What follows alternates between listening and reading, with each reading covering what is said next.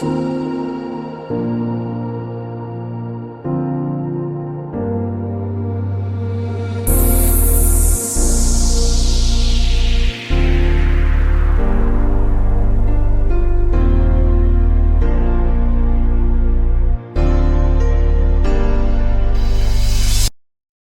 everyone. Hi, Robin. Hi, Heidi. Hi. Today, we wanted to talk about the intricate plan of the universe and our perceiving and observing of it. I have a few questions for the group, and then we thought we would hopefully give people some tools and some tips and just kind of some conversation on how to implement more of this in your life.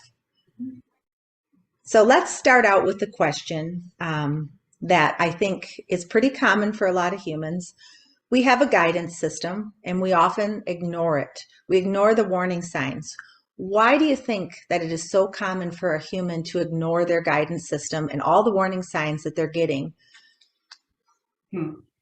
Well, you understand that you are in this contrasting plane and you have your senses, your smell, your touch, your hearing, feeling senses that you have. And these are quite attention grabbing. I think you would agree. If a human becomes chilled or they become hot, they are very reactive to their surroundings, through the feelings that they are having. So what happens is we tell you all the time that you become the human. And what this really means is you become unconscious. Your human isn't really consciousness. All that is. Where we are emanating from that's the consciousness that is expanding. That's the consciousness that's choosing the higher thought or feeling every time you have an emotion. And so the human is doing nothing more than using its senses to be the experiencer for you. And so it is reactive. That's the answer that we would give you to that question. So we know that what is coming next is probably, but we will let you ask it, probably how can you be less reactive or something to this nature? Mm-hmm. Yes. And since you brought up that we have this guidance system and these emotions, let's take what you said about, you're cold, you're freezing. So you grab a blanket and you do what you can to warm up. And I would say that in that moment. Stop there for a minute. Okay. Yes. You're trying to make yourself feel better, aren't you? Yes. Absolutely. You're not going to fire up the stove if you're already hot, are you? You're not going to uncover if you're cold, are you? Right. So we are, in a sense, following a guidance system in that example. We're cold. It's natural. Yes, it's natural and it feels good to us. Like when we're cold, to put a blanket on, it feels good to us. So in that moment, we are, in a sense, following our guidance system. But oftentimes it gets so, like we might go down a road where we have a few negative things and we ignore it and we keep going farther down the road and we get a few more negative things and we just keep going because it's not as in the face as I'm freezing, I'm going to put a blanket on. Or maybe it's just because it's a more complicated subject and it isn't as simple as putting a blanket on. Why we ignore We love the analogy of hot and cold because neither feels good. And so what do? You move intentionally to provide yourself with a way to feel good. And when you have emotions, you know you don't feel good. You know that you're needing something, some type of thing to make you feel warm or to not feel cold. If it is cold, both of these would be deemed as what you would say is uncomfortable feelings, hot and cold. And we would tell you that there isn't a negative emotion that you are experiencing that feels good as you are having it. But yet, what do? You do the opposite. You continue to make yourself hotter, make yourself colder, instead of deciding to notice what you need and move to that, you see. Right. So it almost seems like the simple things, like putting a blanket on, are human tool allows the high self to bring that message through and take care of it. But in these more complicated areas, we try to override the system and we try to overthink it. Yes. Yes. So it's a case again of us complicating a situation. Yes, it is. If we could transmit anything to you today in our recording, it would be how easy this can be. And so many of you want to make it hard. And we would say it is as easy as feeling you are hot, you are cold when you don't feel good. What is it going to take? What can I do to make myself feel better? Can I be loving the human for the experiences it's had? Can I decide to learn a lesson about something that has occurred in my life that I did not appreciate or not want to experience again? What can I do that is going to soothe me into alignment? And that's really what's happening. You are in alignment when you make yourself warm. You are in alignment when you cool yourself off. You do not question it. You automatically move to the proper objective, yes, to satisfy yourself. Let's use that term. And we want you to become as aware of your negative emotions as you are of that feeling, because it really isn't that different other than you are attaching. That's the difference. You're not really attaching to the idea that it is snowing and freezing cold so much as the result, I'm cold. You're not really attaching to I am hot and heated up because of we are focused so much on what is going on outside of yourself. You're most so focused on what is happening within you. Yes. And so we want you to do the same thing with your emotions. Stop looking outside yourself at the cause of what you think is the cause of the emotion or the negative feeling, not having the good relationship, not having the job you want, not having the mate that you want. You think you can blame it on something, why you're hot, why you're cold. Doesn't matter what's created the heat or the cold. All you know is you want it relieved.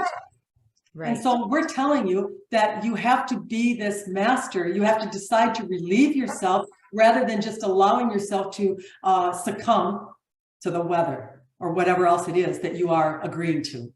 Right. And we will really think about how silly that is. It's a very simple example, but I think powerful, that we would never just sit there and freeze. I mean, if we were outside on the bad weather. Right. I mean, we would do whatever we needed to do to soothe that. And so I don't understand why we make it so difficult. The human is always looking for a cause.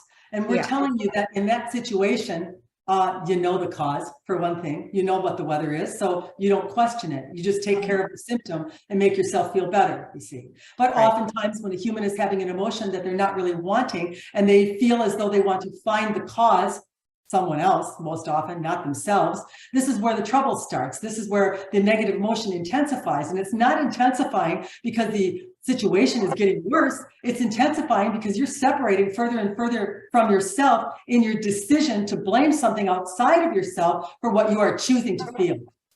Right. Right. Okay. So many are going to argue with us. They're going to say, you're not in my skin. You're not in my life. You're not living the misery that I am living, you see. But this would be to say that it is random, that you have not somehow attracted it to yourself. And we will tell you, as we always do, it is not that we are without compassion, but we are in knowing, we are in truth. We know that there is nothing that has come before you that you are experiencing, that you are not the drawer of, you see. And you have to know it too. When you finally can do this, when you can look at an experience and say, somehow, some way, in the way that I have felt in my life or what I have viewed in my lineage, I have caused this thing to come to myself, you see. Now you're no longer looking. You know the temperature, where it's coming from. You know that there's some heat or there's some cold, and you know the source of it. It's you, you see. And so then you decide, what may I best do to help myself, to soothe myself into alignment so that I don't continue to attract things to myself of a similar nature that I'm not wanting in my experience. Yes. Yes. So carrying on with the guidance system, a lot of people try to use their guidance system, and some use it well, some not so well. But there is at times misunderstanding, like we're given information and sometimes we misunderstand that information. Can you kind of just touch on that subject of why or how we misunderstand our own guidance system? Yes, your guidance system is always between you and you. It is always a response to whether you are moving towards yourself or away, you see. And so some might say, well, I was offered a job and I started to feel like at first I was excited about it, but then I became negative. Then I started to see things that perhaps were not a match to me. And so in this feeling of negativity, they start to think, well, the job isn't for me. It's the way you're thinking about it. Maybe perhaps you think that a job can't have everything that you want, so you have to accept this one with a few things that you don't want. There could be many ways that we're looking at it that are causing this disconnection that you are having, but make no mistake about it. anytime you are feeling negative emotion, it is because you, the high part of you, is telling you that the way that you are thinking surrounding the situation that you are now encountering in this moment is not going to bring you closer, but further away. Yeah. And I think sometimes Not that's the thing. Go back to this again, because right. some will say, oh, then I know I felt negative. I don't need to have that job. I don't need to have that person because I had a negative emotion. This is not what it is. It's the way that you are thinking about that thing, that there's no possible way that it could go well for you, regardless if it was the right one or not. Sure. And is there also another component of maybe the person has something in mind, whether it be a job or some other big thing in their life, and they have it mapped out in their minds how they want it to be, and then when they get it, they only receive a part of it. And so maybe is it possible then that there's some negative emotion because your high self wants you to hold out for everything that you were desiring? Everything boils down to perception. How you perceive is how you will receive. It's what brings things to you. Many will not believe that they can't perceive that they could have a job with the good pay, the good people, in the good location, with everything that they're wanting. So a job is presented to them, and the universe knows that they're wanting all those things. And maybe the job has two of those things. And so as they ponder it, a little negative emotion starts to come. And then perhaps this little guidance system continues a little negative, and as you ponder it a little bit more, it uncovers to you, I don't like that location. I don't like that administrator that works there. It's not really what I was hoping to have, you see. And so always your system is working in your behalf, but it's not a dead no or a dead yes. It's your perception. The way you are perceiving something is the way you're going to be receiving it. So if you're perceiving having a job that has all these things, and one comes before you that has several of these things, you as a human being thinking, I better take this in my lap. I'm not going to get everything. Negative emotion is now coming from all that is, because it knows you can have anything that you can perceive, but for some reason you can't perceive it. You can't believe it. So you feel you have to settle or take something less. We're here to tell you that's not true. And that's why that system works as good as it does. It's always going to let you know what your perception is, how it aligns to what you're asking for, and whether your perception is now moving you away from the thing you want or towards it. We think that's very clear. Do you, Heidi? Yeah, I do. Yes. So in one of the most recent podcasts, you were giving examples of someone who was betrayed, and how intricate the plan of the universe is in balancing that. I don't know if you'd use the word karma or what you'd want to use. And that really made me feel like the burden is really off of us. Like so many times when we have a situation that we feel is unjust or wrong, maybe another person has imposed this on us. We feel like you had mentioned, this person in your podcast felt he needed to warn others, or that he needed to make it so that nobody else experienced it, what he experienced. And really, I guess I wanted to get across the point that we don't need to be burdened by that, because the universe always has a way to balance that and take care of that. So I wondered if you could kind of give us a little bit more on how the universe does that. We would start with karma and say that karma really is nothing more than cause and effect. See? And so if you are witnessing someone, and you're not the person doing the wrongdoing, but you are witnessing someone doing something that you would deem as wrongdoing, and you are focused upon it, the universe now receives that from you as though you are them, as though you are sane, you see. It receives that emanation and returns on it. So what you are referring to is, humans are always wondering, are they going to get theirs, or do I have to be the one to out them or to warn other people about them? And we would tell you that everyone will get their due. It is not a threat. It is their own doing. It's all it is. It is cause and effect by the way that they move in the world, you see. And we would tell you pretty much your entire life is this way. We would love for humans to become free. We would love for them to live in the free way that they really meant to when they came to the earth plane, that they would stop worrying so much about every single thing that they do, that they eat, that they are worried about their health, that they are worried about their safety, because really the worry is the only thing that they need to worry about, you see. Everything has been lived or brought to you by lives that have been lived prior to the life that you are in. And you have viewed the lineage, you have viewed your parents, you have viewed others that were a part of other experiences that you were in. And all of these are going to form perceptions that you now have. And so as you sit here now, in this now moment, and you react to certain situations and circumstances, you have to know that these perceptions have been formed long before this moment, this now moment. But what are you doing right now in this now moment? You are now projecting right now what you will see in the tomorrows and the next day and the next lifetime by how it is you respond to the way that you have always been or continue to pattern in, you see. So we want to interrupt those patterns. We want you to get to the point where you realize where you are having repetitive suffering and you decide to choose differently in how you are reacting to circumstances, situations, and things that are in your life that you have previously blamed onto someone else or thought that you were not the cause of. We're here today to tell you, you are the cause. You are the one that perceives. You are like a projector that is projecting light out onto a screen and watching a movie through the eyes that are you. And what it is that you see, what it is that you view is what will be set before you in the lives that you live. Yes. Yeah, you did touch on, I think, in one of the podcast recordings about how suffering comes from us regretting the past. And I would also think assuming the future is going to be similar also creates suffering.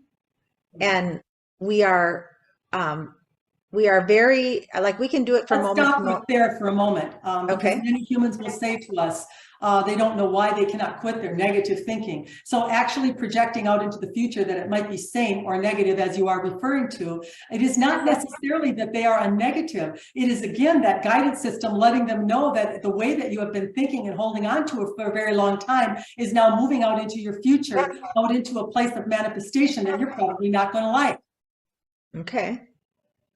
Okay, so our focus on the past suffering is what's then continuing the suffering to our future. It's still in there, you see. It's letting you know this has not been healed. This has not been let go of. Whatever it is still in action, in activity within you, you see. Yeah. And you also mentioned that the lessons intensify. And, I've seen different experiences with people where they'll talk about a bad thing and then they'll talk about another bad thing and they'll just be so in it. They'll say, well, yeah, I wonder what's happening next. And then they're just attracting another bad thing because they didn't listen the first, second, third, or fourth time. So the lesson intensifies. Yes. When you are focused on something with great emotion, it is highly creative or attractive to the universe because, as you know, it is answering emotions. It's what it does. You see. Yeah. Robin is recalling situations, not a very pleasant one, but we will allow it because she is thinking in her past that she was at a funeral, I believe, with your mother and your father. Might have been one of the neighbors, yes? And one of them, either the mother or your father, made the statement, well, they always come in threes. Shortly after that, another neighbor died, and we hate to tell you, but the next one that died was your father, you see, and it was in three. Now, we know that sounds a little bit out there, but we want to tell you that the belief within the two of them in this concept was great. It was something that they both had a lot of energy behind and believed in, and perhaps had viewed it before. Maybe it had happened before and they believed in it. But we want you to understand that, as we told you, what you are believing, what you are perceiving is what you are going to have the tendency to create in your life, you see. Right. Yeah, so let's go on with the perceiving thing. So when we see something in form, we as humans believe it's truth. And you're saying that truth is perception, that it's either we're moving towards love or we're moving towards disconnection. Yes. And the only way for us to change our perception is to see ourselves like Source sees us. So can we give humans, like I was thinking of a few on my own, but I was hoping you guys could come up with more. I was mentioning to Robin before we came on that, we can play an immersive video game and we can feel like we're in a real experience. Mhm. Or we can, as children, we can pretend that we're somebody. And it's so easy for us to believe that reality in those situations, but in our own lives, we think we're the human or the tool more than we think that we're the high self. Yes. So I wanted to have people have some tools to make this simpler, to make it, because it really is simple. Yes. To get out of the game that you were talking about and to be consciously aware of how you are creating. We have given the example that gratitude, appreciation, satisfaction, when a human holds those things in high regard, and they look for them, consciously look for them throughout their day. So however you would be able to remind yourself to be in gratitude, to be in appreciation, to notice beauty, to notice things that are pleasing to you. This is an automatic riser in your vibratory level. And guess who else is an automatic match to that? That part of yourself that you're wanting to transform you, that you're wanting to do the work for you, that you're wanting to supply you with all of the wonderful things that you have become because of the life experiences you've had. And this is how you're going to get it. You have to come and meet it. Now, we know that many of you cannot consciously seem to hold yourself accountable throughout your days, but certainly you could implant this idea that I am going to appreciate, I am going to love more, I'm going to look at things that I admire, I'm going to intentionally add something to myself that is going to be of benefit to me, that all that is going to gravitate towards. As this happens, and your vibratory level starts to rise, this infusion, and when we have talked to you about it before, there'll be no work to do. There will be no studying to do. There will be no observations needed in this way, because you have already consciously done it in that raising of your vibratory level by consciously picking and choosing things that you can align to. But what happens to a human is they have an experience that they don't like, and instead of using their valuable now moments to switch their attention to these things that we have just mentioned to you, they decide to call their neighbor, call their friend, they decide to complain about what it is that has occurred, tell everyone why they don't deserve it, how awful it is, you see, all the while they are lowering themselves further and further away from that source that is them, that could actually give them what it is they're calling for, but they're never going to get it this way. So our biggest advice to you would be in this noticing stage, make it very simple. What do you love to see? Do you love flowers? Do you love a nice coffee? Heidi, we know you like a good salad like your sister. What is it that you can offer yourself that as you do it, that you're going to remember? Have it be something that you have regularly, so that it is a regular concentration that you have, that it doesn't just happen once in a while, but you are doing it daily. And this will gently move your vibratory level up. And this infusion that occurs, you will be so staggered by all of these things that you're wanting, not only in the manifestation realm, but in your behavioral realm, that you're wanting to change about yourself that you've had trouble with, will automatically come to you as you start to move your vibratory level. But you have to be aware, you have to be conscious enough to know that you have to contribute something to it. You have to pull yourself up or along in order to make this engagement that we are talking about. Right. You also mentioned too that our negative thoughts won't stop coming until we change our perception. And that when we add these good feeling thoughts, like you mentioned, that is enough sometimes to tip the scales in the direction that we want. Absolutely, because if your dominant thought stream is one of positivity, or what you would call love, because really that's the love state, is all the positive emotions that we are referring to. If you continually do this on a regular basis, you're automatically going to start to rise. This is going to be a natural process for you in which there's no work for the human to do. You will no longer feel that struggle. You will start to receive so many other things to be grateful and appreciative for, that this practice will begin to expand, and it will become more and more mainstream to you. When we have talked to you before about a rising of consciousness, that's really all it is. When you are in 3D consciousness, it is a lower level of thinking with lots of pain, lots of suffering, lots of focus on things that one does not like, lots of agreement to people having to live in ways that they don't want to live. But as one starts to decide and choose that they can have something better, that they are a creator, and they start focusing on it, and then little things start showing up in their experience, and they start to think, wow, this really works. I can actually see my life changing before my eyes. And so now they're coming up in a dimension. They're starting to rise a little bit. Perhaps you call it 4D, call it what you will. And then as you continue this, and everyone starts to do it, by the way, because everyone will eventually. That's what the goal is. More and more people will start thinking this way. More and more people will be living these lovely lives that they are wanting to live, and you will be viewing it and knowing that it is so, knowing that it is possible. And then you will start to rise in consciousness. The entire planet will expand and become more love, more experiences of gratitude, of appreciation, of joy, what you meant to have, by the way, when you came here. And so this is what the rising of consciousness is. It's the awareness I create through my focus. I decide the kind of life I want to live. And as I gradually, incrementally bring myself up, I become more and more illuminated to the point where I match my source, and manifestation becomes all but immediate. Yes. Yeah. How does guess that feel when I tell you that?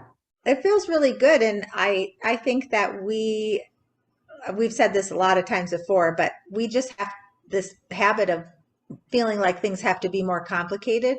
And so if anybody listening can really grasp this today, it's that the example we used of the hot and cold and how easy it is to fix that situation.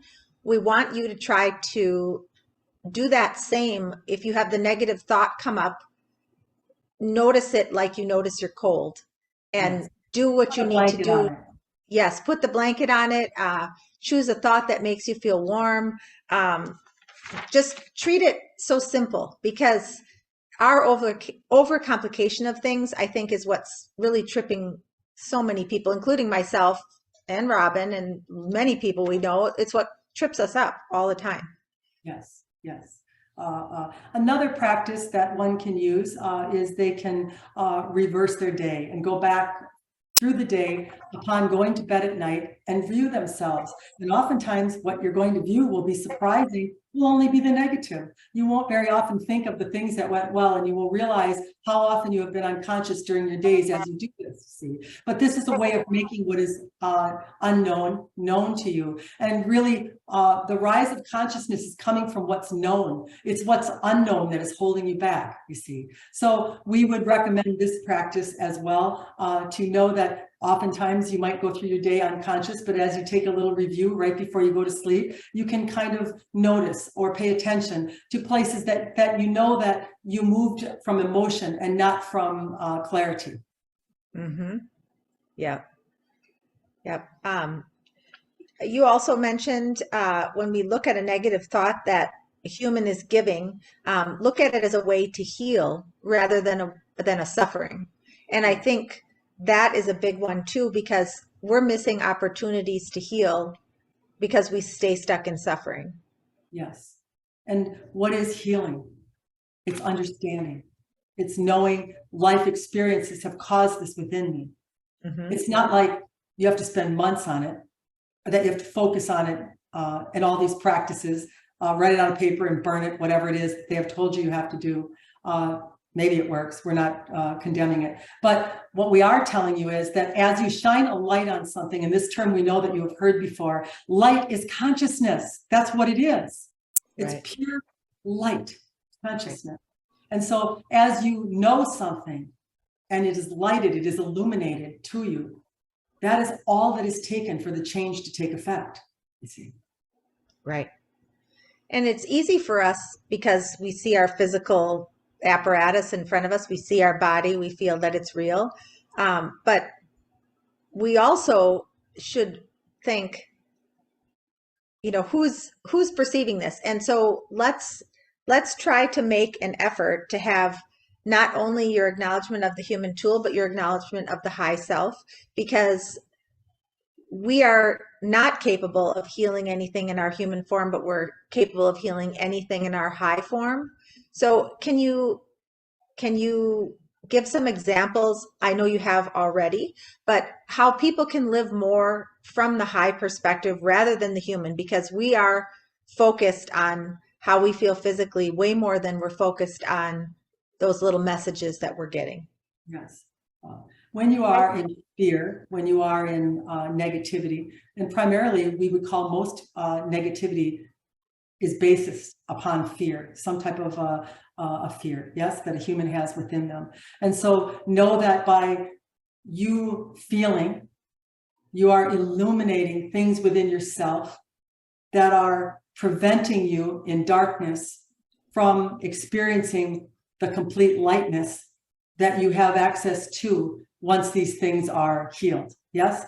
And by healed, we mean they are known. You don't blame the human. You don't judge the human. You just know that this experience or this human has formed these emotions, these fears, anxieties, call them what you will. They have all been caused by the life experiences that a human has been encountering, you see, from one lifetime to the next. And so now at this point or place in the rise in consciousness that is coming, in the knowing that we do have a choice to illuminate ourselves, to light the way for the places that in us are in darkness. And that is what fear is. That is how we would refer to it. It is not seen. And that is why it is feared. You see. Once you see it for what it is, an experience, a contrasting experience that evoked something within the human that caused this deep-rooted wound within them. You see. And as you get this concept and you can really understand that, you're doing nothing more than recognizing this was just caused by an experience. This is not a permanence. It is not something that cannot be illuminated. It can, you see, just by you noticing what it is. And why are you having these negative thoughts? We have told you, the you, that is you, the high part of you, some of the thoughts that are coming are letting you know that there are darkened areas or fearful areas or areas that are needing illumination that it wants you to see. It wants you to heal these wounds. And sometimes the only way you can see a wound is for it to get bigger and more festery and more annoying to you, oftentimes, draws your attention finally to the wound. And you finally decide, I'm going to do something. I'm going to shift my perception. I'm going to change. It's what you've really been doing here from one lifetime to the next. As you create the lives that you are in, if you know there is an emotional pattern that you are stuck in and you are experiencing it over and over again, and you simply refuse to move from it, it's okay, but you're going to have it again, and then again, and then again. See? Or let's knock them off this round is what we're all for. Yeah.